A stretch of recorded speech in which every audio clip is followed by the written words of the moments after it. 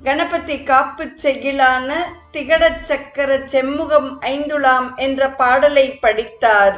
விளங்காநிறை 10 திருக்கரங்களும் செம்முகங்கள் 5ம் உடைய சிவபெருமான் என்று விளக்கத் தொடங்கினார். அப்போது அவையில் இருந்த ஒரு புலவர் எழுந்தார்.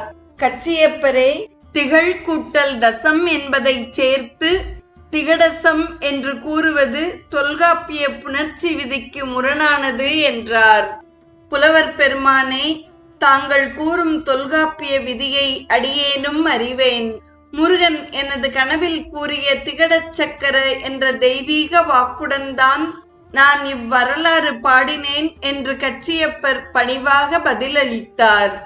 அப்படியா? அது உண்மை என்றால் அந்த கந்த பெருமானே வந்து அதனை உறுதி செய்யட்டும் என்றார் குற்றம் கண்ட புலவர்.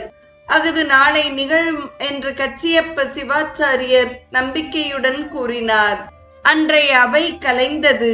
கச்சியப்பர் கந்தவேளை எண்ணியபடி கண்ணயர்ந்தார். அவருடைய கனவில் முருகன் தோன்றினான். கச்சியப்பரே, கவலையை விடுக. காவிரி பாயும் சோழ நாட்டில் வீர சோழியம் என்று ஓர் இலக்கண நூல் உள்ளது.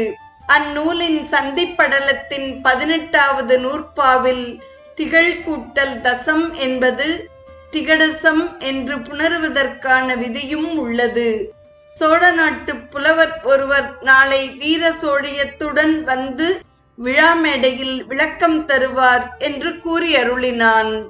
அடுத்த நாள் அரங்கேற்ற மேடைக்கு வந்த சோழ நாட்டு புலவர் வீர சோழியத்தையும் அதன் கண் இருந்த சந்திப்படலத்து 18வது நூற்பாவையும் காட்டி விளக்கினார்.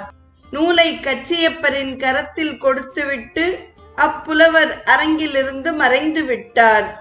மறுப்பு கூறியவரும் மற்ற புலவர்களும் கச்சியப்பர் பெற்ற கந்தன் அருளை எண்ணி எண்ணி வியந்து போற்றினர். அரங்கேற்றம் இனிதே நிறைவேறியது. கந்த புராணத்தையும் கச்சியப்ப சிவாச்சாரியரையும் பொற்சிவிகையில் ஏற்றி நகர வீதிகளில்